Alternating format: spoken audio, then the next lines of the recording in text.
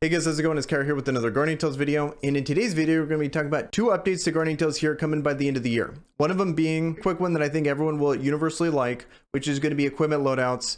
They said that's going to be coming by the end of the year. And then the other one is going to be the second slot of the training room, which everyone's going to be definitely going to be excited about the extra training room. But what they're doing is instead of an extra hero, it's going to be a max limit broken exclusive weapon that can go in there. And not only is it going to fully max limit break it, but it's going to give you all of the stats. So I think that's fantastic, but it does bring up a discussion on how we can min-max our resources going forward. So let's get into that. Be sure to watch this all the way through because there's a couple steps I need to go through here to get to my main point here, but I think it's going to save people a lot of resources if you guys actually stick with me here. Also, be sure to like this video to spread this around because I think this is going to be a beneficial video, and then it helps out the algorithm and gets more people to watch this video. So appreciate that. So the thing I'm trying to say here is when it comes to this new patch is yes, having a new exclusive weapon in the training room is great. I think a lot of people like that. I think a lot of people would prefer another hero, but I think a lot of people will also take an exclusive weapon that's fully maxed and fully standing out as well. I think it's almost splitting hairs at this point on what people would prefer between those two options. What this is a major opportunity to make sure you're min-maxing your option lock and option change downs, because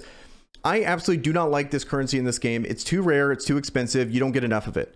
And also it's very RNG based. You don't know what you're getting. If you're getting some, you get very little of them. You get only a couple little rolls here and there. That's it. And then you got to forget about it for a bit because you can, even if you wanted to whale out, completely whale out, you can't get that many of them, let alone if you're free to play, you don't get almost any of them at all. So they're a massive problem. But they're also massively important to finishing out these weapons because the difference between some exclusive weapons without their stats on here versus some of them with it are insanely different.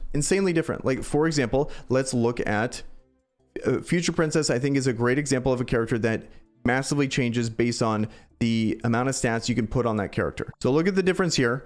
So many of these stats are very necessary. Weapons cover gen speed, she really likes that. Having the difference between 8 to 20% is insane. Or even some, you can have none. You can have absolutely none. Same with skill damage, same with HP and defense. I would say to a lesser extent skill damage, mostly it's gonna be HP, defense, and weapons cover gen speed for her, but she would like every single one of those stats.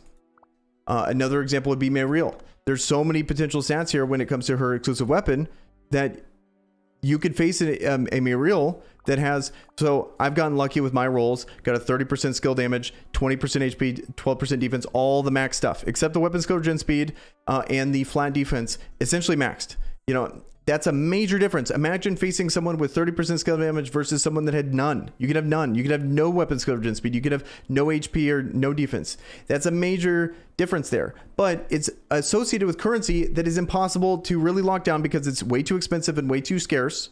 And you can't farm it really. You can only farm 10 of them a month. And even if you use that argument that yes, you could farm them, you don't even know if you're going to get even one of these stats and spend really good currency to even get them. Then you could just get complete whiffs on all your rolls. And this is assuming you're willing to spend the amount of option lock stones to guarantee other rolls. Because even in this situation right now of me locking these, I don't know what I'm going to be getting. I can spend 10 option change stones to, like, let's say I lock this defense. I actually spent the 40 here and I wanted to max this.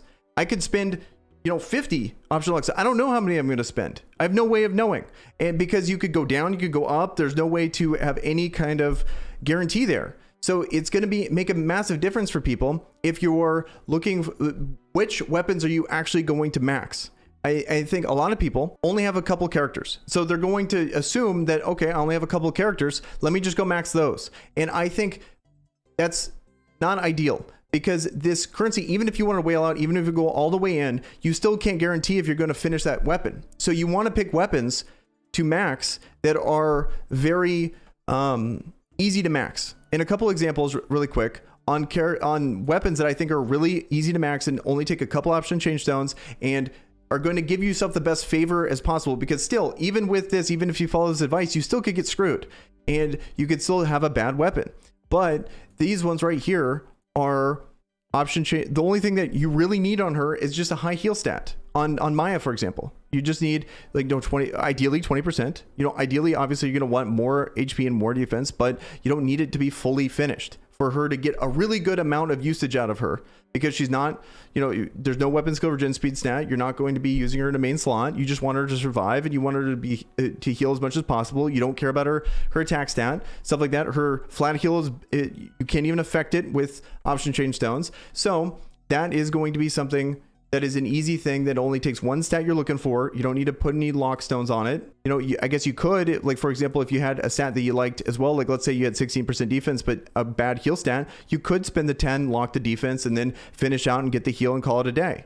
That's one example. Another example is going to be Ogma, a character that, for the most part, I was saying, and I think a lot of people agree, that you don't even need the exclusive weapon for, but you can just throw in, 8% defense, boom, and you got a character that he's scaling off his defense, and just maxing out his defense as much as possible is going to be the right move. Weapons coverage and speed, it's nice. HP, obviously nice. He's a tanky character, is trying to take as much damage as possible, so as much HP as possible, but for the most part, you just want the defense and call it a day. So those are going to be characters, like, that's an example of a character that benefits greatly from like 1 or 2 stats. But even though but there's other characters, like for example, almost any character that takes weapons coverage and speed and is an arena character, you're probably going to want pretty much every stat. And so you could sit there and try to get lucky with your option chain stones, but even if you're trying for it and using everything on this character, I don't know if you're going to hit it. I don't know if you're going to get them all. So I think these are going to be the characters that don't even bother. My point is like, don't even bother trying to finish this. Just wait for the training room and put something like this in the training room. Get the most value out of this, and then other characters you have, depending on what your roster is, you could sit there and roll 1 or 2 stats and be like, okay, awesome, I got this. And then just save your option lock stones, save your option change stones for characters that don't take these insane amounts of stats to level. So most people only have a few of these heroes here. You're going to be able to put one that is the hardest to level. Like, so if Mayriel is one of your best heroes, I'll throw Mayriel in, because this is absurd. This was crazy lucky, and I put all these resources into it to be able to get 30%, 20%, and the max attack stat. That's crazy, and that's something that is going to be a massive outlier. This is another one that I got lucky. Like, I didn't even have to roll this. I rolled it like twice. Like HP came through, attack came through. Like, I didn't put much into this to fully finish this. Maybe like 5, but someone could have put 50. And would never even come close to this. You never really know. So it's just one of those things when it comes to this, that this would be another character that I would recommend putting in the training room, not actually leveling. Other characters that I think would potentially be worth just actually leveling would be a lot of damage dealers, because the main thing you care about is like range damage dealers is mainly just their attack stat, and it's going to be attack stat and their skill damage. That's going to be the main thing. Ideally, you're going to get weapon skill gen speed. That's going to help a lot. But when it comes to damage characters, skill damage, attack stat, call it a day. MK99 is a little bit of an outlier because she is one of the few ranged heroes that is an arena character. So if she's one of your best heroes, yeah, you might want to throw her weapon in the training room, because she does have a lot of stats here when it comes to HP, stuff like that. It could potentially make a difference. But those are going to be my thoughts on when it comes to this. Thank you guys for sticking to the end. The whole point of me making this video is that it's not ideal on how option chain stones work at all. And even if we do everything right, we could still get screwed over, but we can at least min-max the choices that we have here with this and just save these stones, save these option lock materials. We're at least putting ourselves in the best position we possibly can, because I've not been a fan of this material the entirety of this game. And I think hopefully this will benefit you guys and be able to stretch these very scarce resources as far as you possibly can here in Guardian Tales. So let me know in the comments below what you guys think about this. If you guys have anything to add, if you guys agree, disagree, definitely let me know in the comments below, because I think there's a lot of stuff to unpack here. So it's definitely something to keep discussing. So with that, guys, I hope you guys have a good rest of your day, and I'm out of here. Peace.